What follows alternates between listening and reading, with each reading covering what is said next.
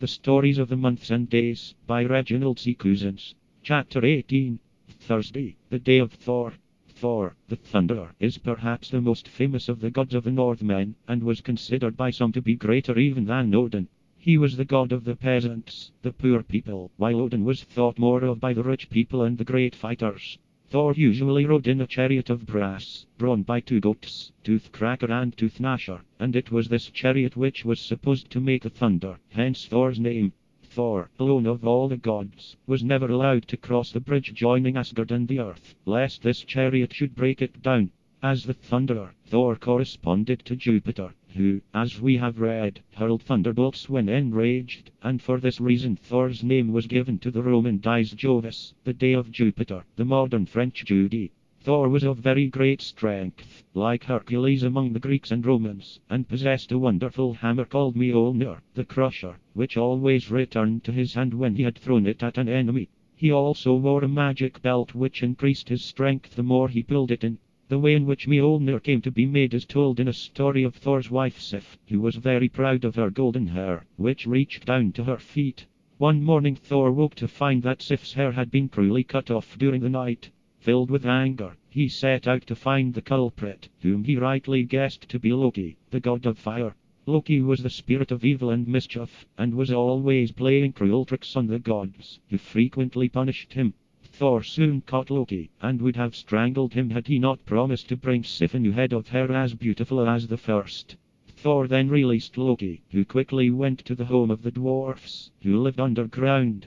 There he found a dwarf who agreed to make the hair for Loki, and also presents for Odin and Frey, the god of the fields, whom Loki was afraid would be angry with him. The dwarf made a head of hair of the finest gold thread, which he said would grow on Sif's head as soon as it touched it. Then he made the spear Gungnir which, as we have seen, Odin always carried with him, while for Frey he made a ship which could sail through the air as well as on the water, and could be folded up like a cloth. Loki was of course delighted with the skill of this clever little smith, and declared that no other dwarf could be as clever. This led to a challenge from another dwarf, who claimed that he could make 3 still more wonderful things. This dwarf in his turn made a wild boar with golden bristles, which travelled through the air, and gave out a bright light as it passed, a magic ring, out of which came 8 more rings exactly like it every 9th night, and lastly an iron hammer, Mjolnir, which no one could resist. Loki and the dwarf then gave their presents to the gods. The spear and the ring to Odin, the ship and the golden boar to Frey, and the hair and the hammer to Thor. The gods decided that the contest had been won by the second dwarf, because Mjolnir would be of such great use against the frost giants, with whom the gods were continually fighting. Thor often journeyed to the land of the giants, and on one occasion, having set out with Loki, he reached the desolate giant country at nightfall. A thick mist covered the ground, and, after struggling on with some difficulty, the gods came to what seemed to be a house with an open doorway which took up all one side of the building. The gods entered the house, which was cold and dark, and, tired with their journey, lay down to sleep. Their rest, however, was soon disturbed by a loud noise and the trembling of the ground, and, fearing the roof of the house might fall on them, Thor and his companion moved into a smaller room which led out of the main building, and there slept till dawn. On going out into the open the next morning, Thor saw lying near an enormous giant, whose snores shook the ground, and was thus able to account for the noise and the trembling of the earth which had disturbed his sleep. But imagine the astonishment of the gods when the giant woke and picked up the house they had slept in. They had passed the night in the thumb of his glove.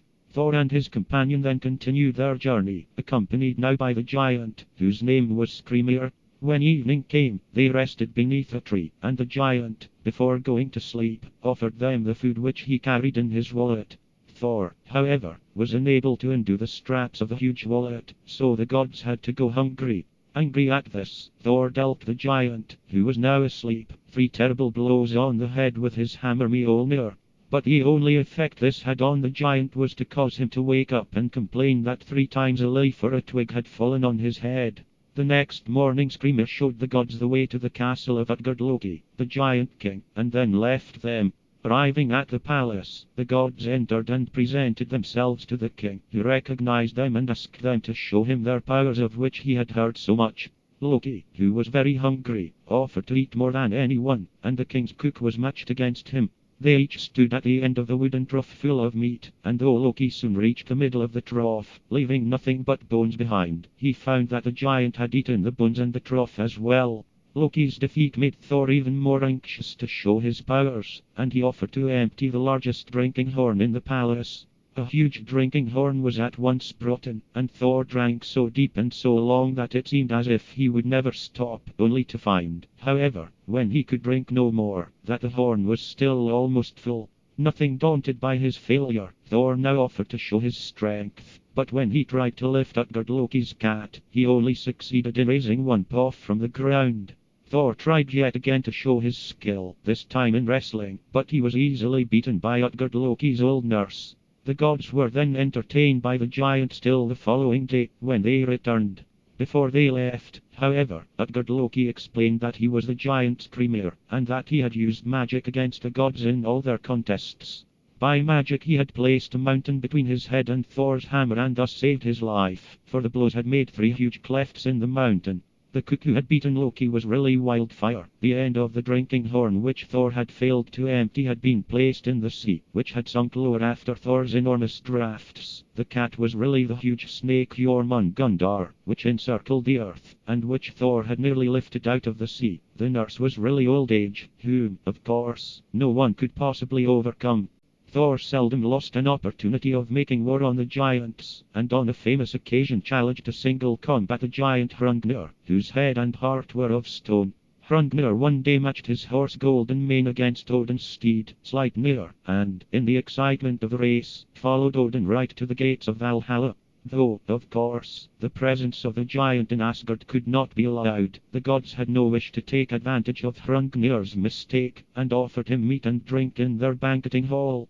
Hrungnir, however, drank too freely of the mead of the gods, and began to speak proud words and boast one day that he would overthrow Asgard and kill all the gods. This so enraged Thor that he raised his hammer to kill Hrungnir, but the gods would not allow him to shed blood within their home. He then challenged the giant to a duel, which was arranged to take place 3 days later on the boundary of Hrungnir's kingdom. At the appointed time the giant was on the chosen spot awaiting his enemy, and, feeling the earth shaking beneath him, he stood on his shield of stone, lest Thor should come up from the ground.